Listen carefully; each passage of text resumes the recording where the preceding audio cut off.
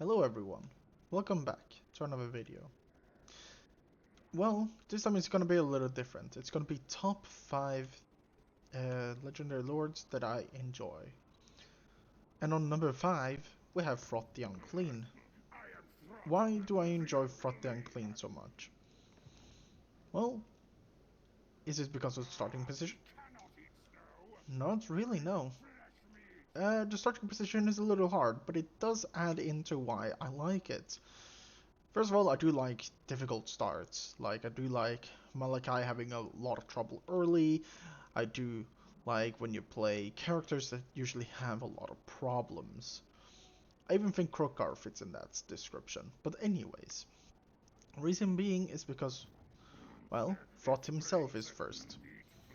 The amount of summons you can get with two Rat Ogres at your side, and not only that, getting a lot, and I mean, I believe you have right? Yeah, this. The growth juice from later. We're gonna take that for later.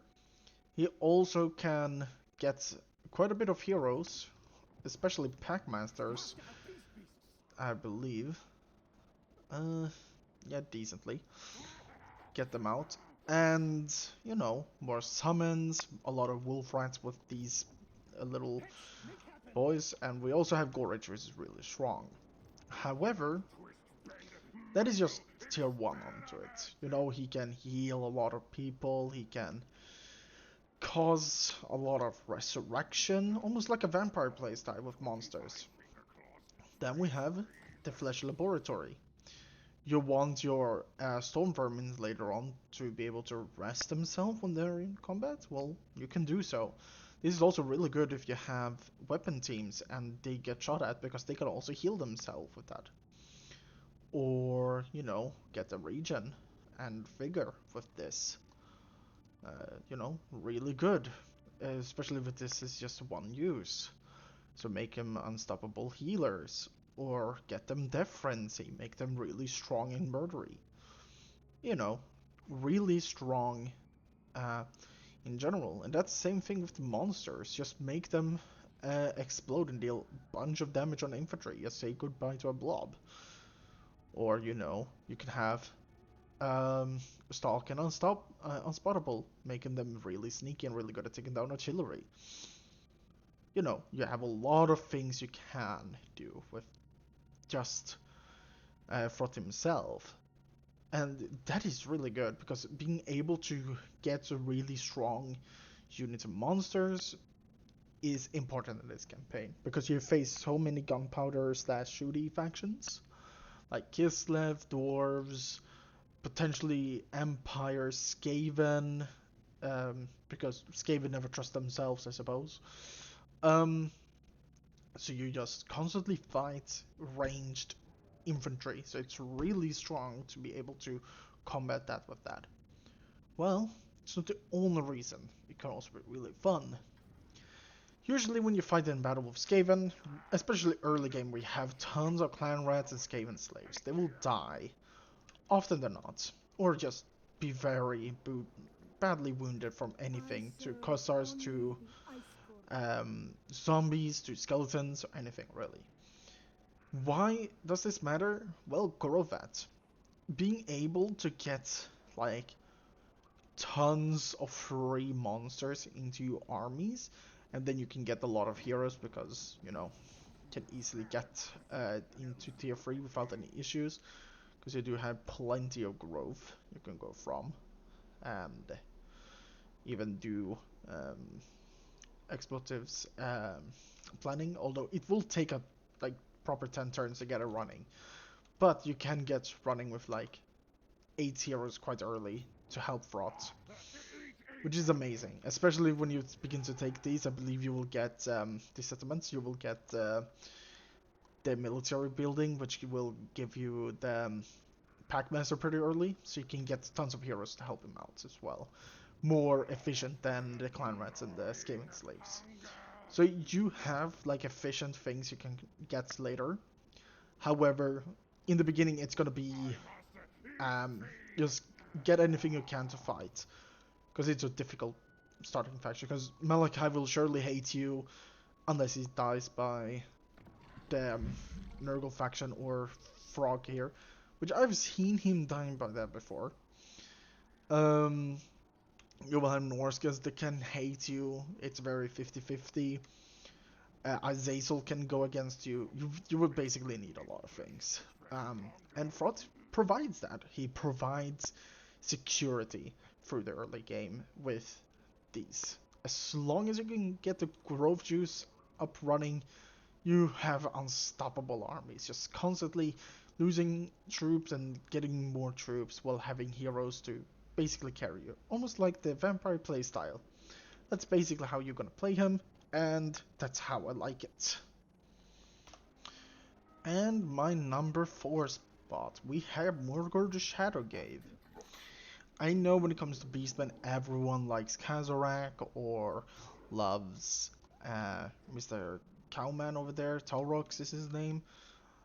And then we have Morgor and Malagor that is a little bit shafted. But I'm gonna say Morgor is really fun to play. No, it's not mainly because of his faction effects with Chaos Spawns, because Chaos Spawns can be like iffy in the early game, especially with Morgor. However, because of multiple things with Morgor that I really like. First of all, the Lord. You could argue, just playing as another faction, you could get him as well, and you're right. However, because of a few things that I like to do in the campaign, which I will tell you um, soon enough, what you can do, um, makes him a lot more fun. First of all, he's a melee, not a like melee god or anything. He's not really good against single entities, but man, he's a tanky. Not the greatest health pool, however, with the 75 missile resistance and 45 spell resistance, spells and well, missiles is kinda ineffective against them. Which is really good because of multiple things. First of all, Aura of Vile Transformation. This is the best Mortis engine effect in this game. Going to the reason why I like playing this campaign a lot is you can abuse this in sieges so much. I'm a guy that hates sieges. Sieges are annoying. Um, Other than not, I don't like to cheese with just running in fast units to capture points, even though that's effective. If I ever want to play a siege, I either cheese it by a single entity, or I want to just defend myself. So, why does Morgor just abuse this? Stand next to a wall. They cannot attack you in any sort of way. Just attack a walled settlement. You put Morgor right next to the wall, and he refuses to die. Well, obviously, he cannot be shot, but he uses this on the enemies, all the enemies up there, and next to it. So you just constantly deal damage on everyone. Yes, this can take time, around 40 minutes to finish battle, and such, and at some point you might just get bored and throw in stuff, which, fair enough, understandable, but it's just how I like it. Like, you can just attack Margarita immediately and win without any losses. So you destroy the main army that you will have to deal with. Of course, it's kind of like not the best spot for Herdstone here. I mean, I guess it's fine. It goes to Skaven Blight and such here. Here's where you mainly want it. I guess it doesn't matter much. But yeah, you will be able to deal with this easily. So yeah, very nice with that. Not only that, we all think Chaos Spawn are kinda shit, and I agree. Chaos Spawns are not the best. Good weapon strength, bad melee, bad melee defense, and decent speed and decent charge. But the reason why we like him here is simple. Melgor buff him, but quite a bit. Let's see, is this the one? Yeah, Horrible Regeneration. Which is a regeneration with res, which is really strong in my opinion. You also give them more weapon strength and more melee defense, which they're struggling with, so that's nice. Um, let's see. I believe you had more buffs. This is just something weird. Uh, hmm. Well, this just makes him even more stronger of a lord. They just want to do more damage AoE. But yeah, you can buff them, but quite a bit, and get a lot of free slots for them. Here is it. Here it is. Freakish mutation, giving them a lot of melee attack and weapon strength. And if you're not too greedy and they do not die in your battles, you can get more missile resistance, which they definitely need. So in the end, they just heal so much, deal damage. Of course, they're not comparable to like late game stuff when you got Minotaurs and when you got the other big things. But he provides so much of them early on that you can stomp with them. And yeah, that is the main reason why I kind of like Morgar. Also, he's just a beast in melee. I've had so many battles where the army just routes and Morgar just stands there and kills so many of them. Also, if you want to know a funny interactions you can do, if you ever are fighting a reinforced army and you know, like, let's say they have um, giant. I know, shitty monster, but hear me out. The giant has very little health, and it's coming from the reinforcement point. If no one else have very little health, you can just place Morgar there in that reinforcement spot. As soon as he comes in, boom, that it turned into a chaos bomb. It is. It's one of my favorite things to do with this and the bloated corpse. Just seeing the bloated corpse immediately die is kind of funny.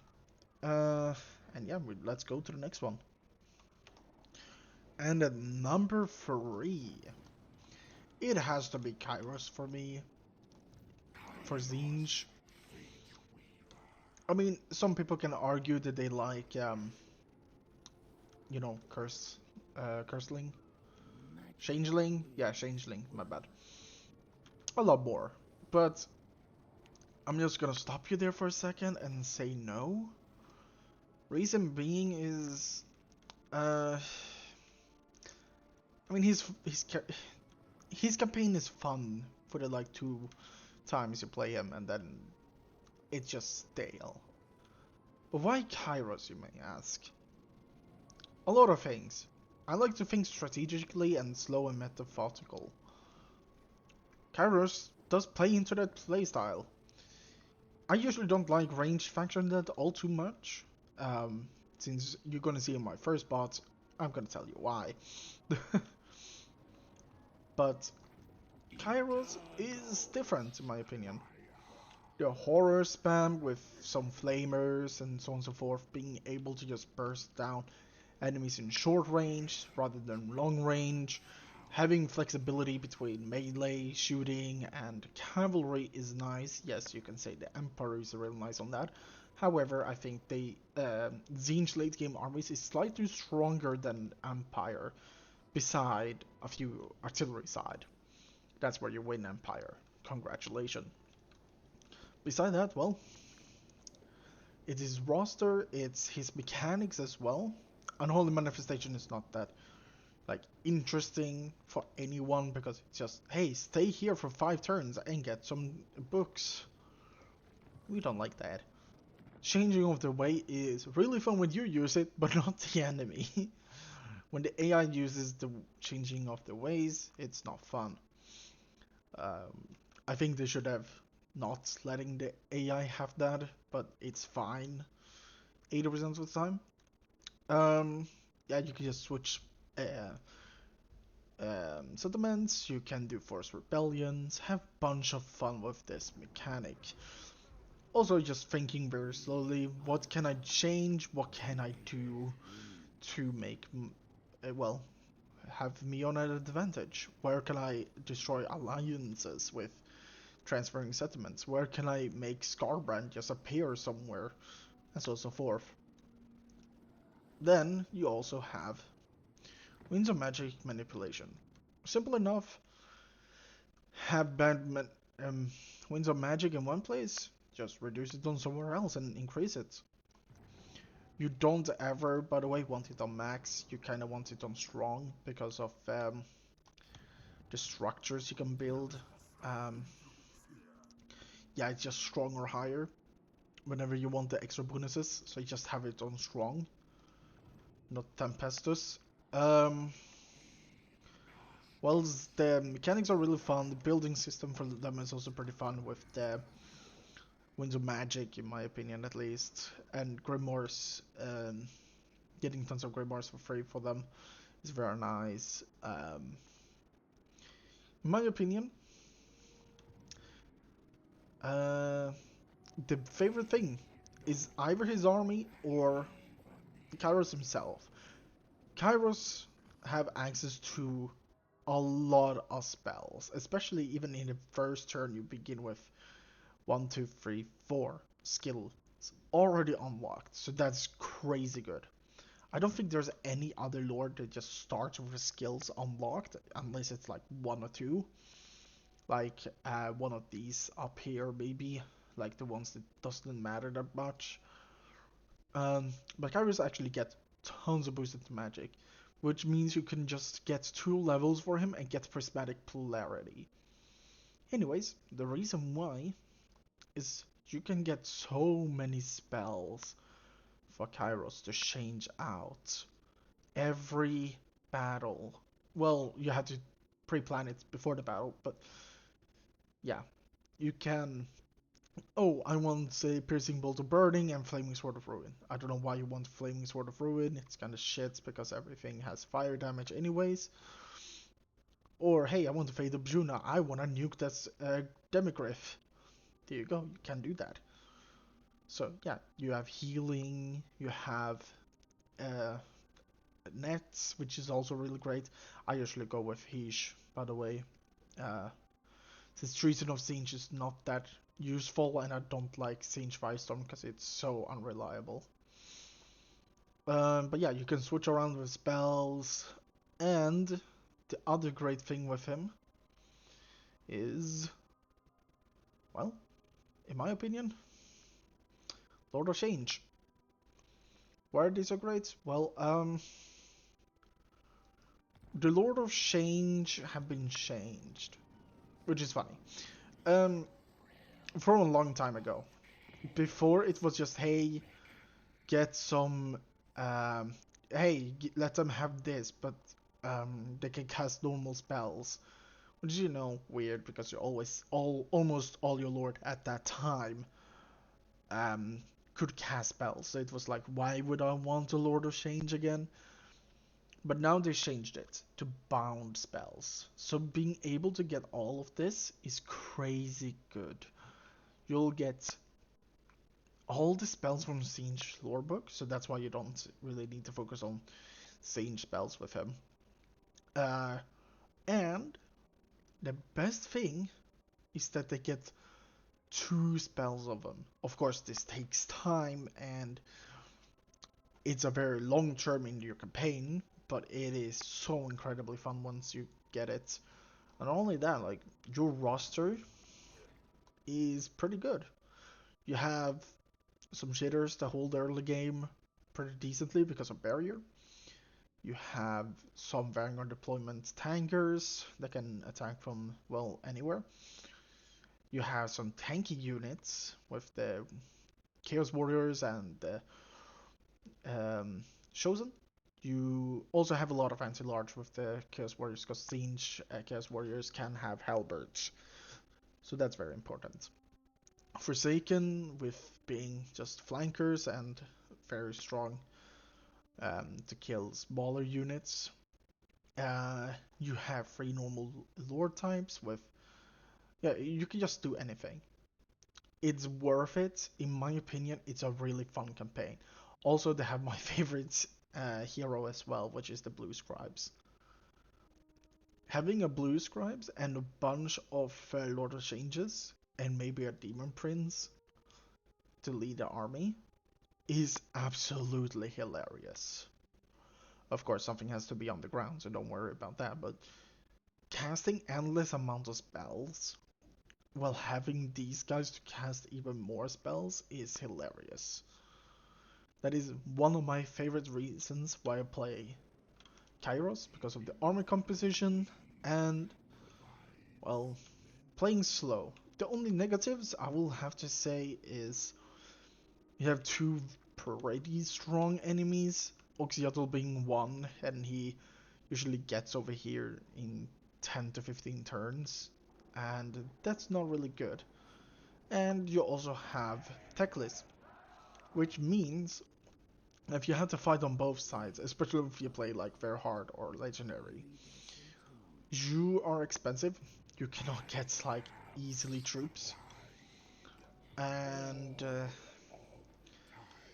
basically once you begin to settle here in Dawn's Landing, you're gonna have so many enemies after you. Manfred, Slatlan. Even after when Omens of Destruction comes in, we're gonna have Wurzeg here. We have Talakwa, Krokgar, and so on and so forth, which means you have to secure this little island you have here on the Southern Chaos Waste and immediately rush up here to the Southlands and have to work your way up there. That's the only negative I would say. Going on to the next one. Of course, on number 2, we have Be'lakor. Many reasons to like him. I'm gonna say this. Having endless amount of gifted units in all of your armies, having the true doom stacks that you ever desired, is really fun. I guess you might not want to be a doom stacker and such, which is respectable. Just it's not nothing I want to do myself all the time, but it does remind me of the good old Dragon Ogre Shaggoth doom stack. Then you have your mechanics. Being able to get human lords into demon princes is really fun.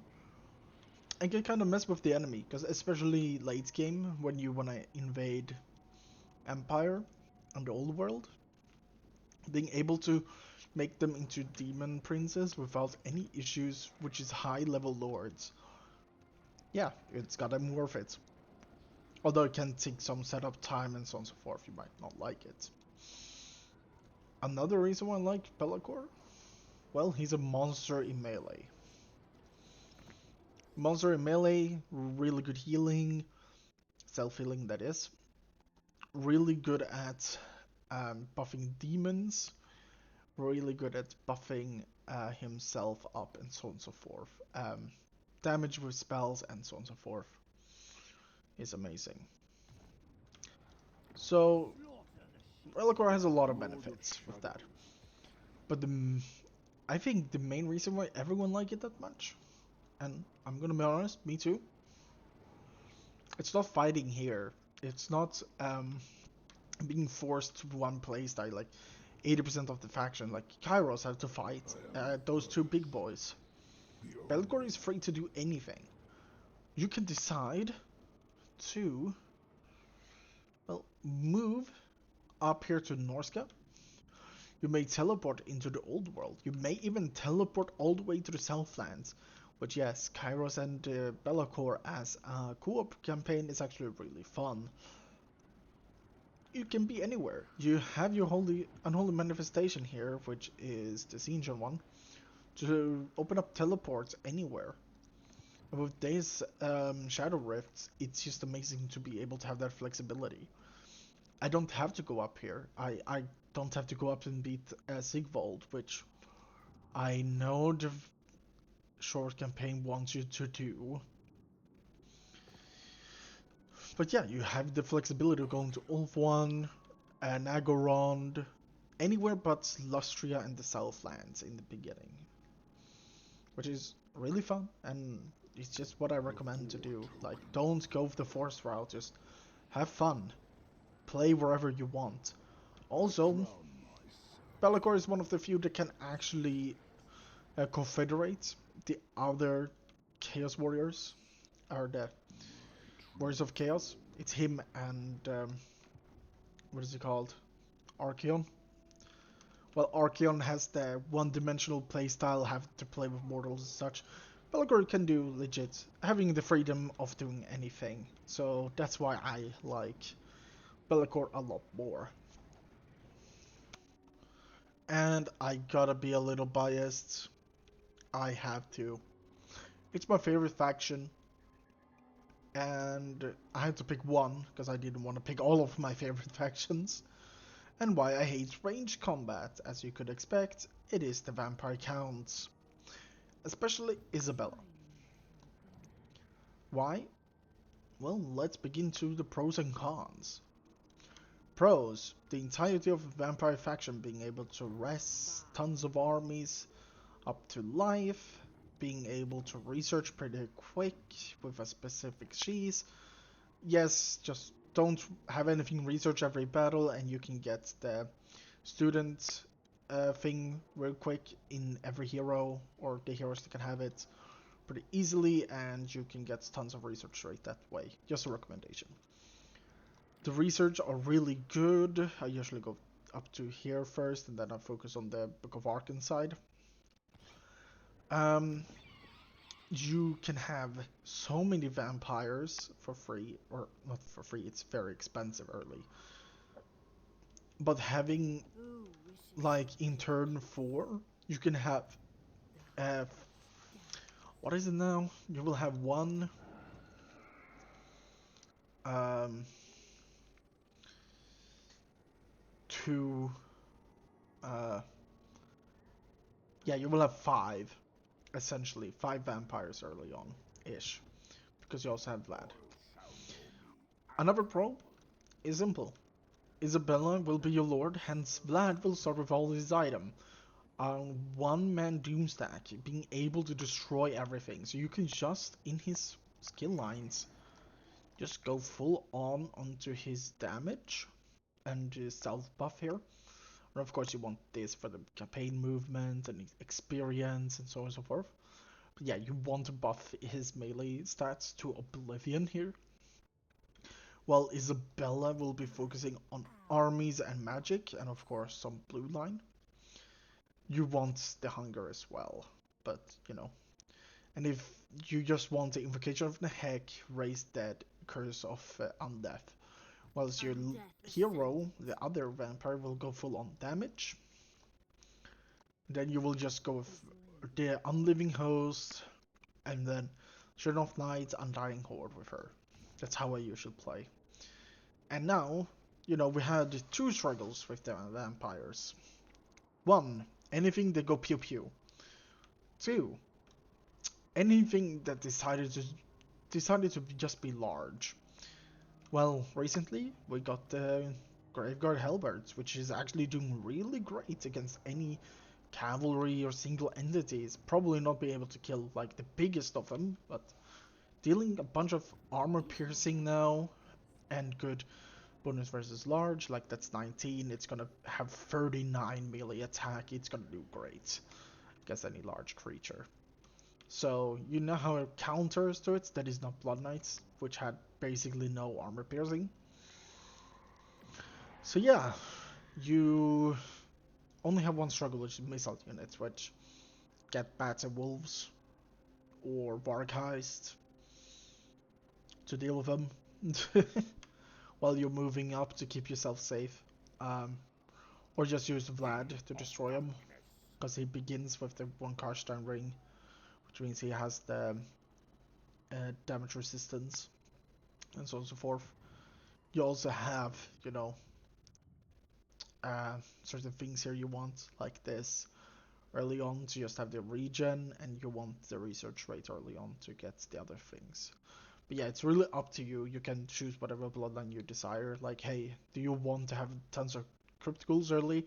Which is pretty good, because, you know, they will eat up all those low tier infantry. Although I do prefer attacking the dwarves here early on. Like just taking down the Taisavani and then move up here, destroying Safbar and Kalakadrin. Because you also struggle to deal with armor 80% of the time. But yeah, just a fun campaign, getting tons of boys out, destroying the entire empire, and you will have to think properly who you go to war with, because, you know, allies and such for the enemies. Just focus down on faction each and you will be fine. But yeah, that is the reason why I really like them. I don't know what it is, the playstyle of vampires really suits my playstyle, having lords and heroes and monsters doing all the work while you have a bunch of shitters taking damage for you. Yeah, that is the reason why I like this faction and why it's number one for me. I mean, it's a lot more, but I wouldn't sit here for 2 hours explaining why. I hope you all enjoyed this kind of style of video of just me explaining why I like these factions and what you should honestly play before the Omens of Destruction, because it's 2 weeks from now ish. I will get it, so it is the 30th here, so almost 2 weeks, 13 days, I believe.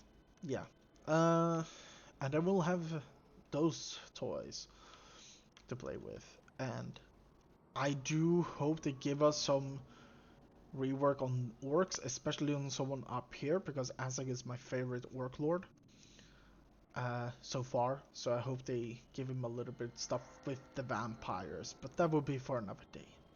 Hope you all will have a rest good of night, day or morning. I love you all. See ya.